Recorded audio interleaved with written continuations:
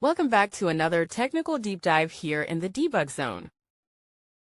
Today we're tackling a big question and breaking it down with us from other users. Hopefully this clears up some misconceptions and helps you get the answer you need. So buckle up, stay a little curious, and let's jump right in.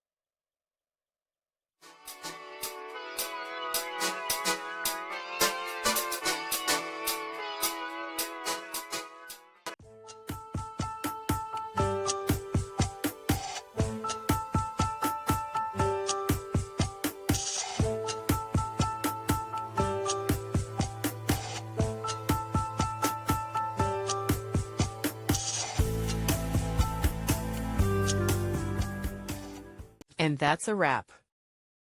I hope you found the answer you were looking for. If you did, take a second to hit that subscribe button. It really helps out. And let me know in the comments which solution worked best for you. See you next time in the debug zone.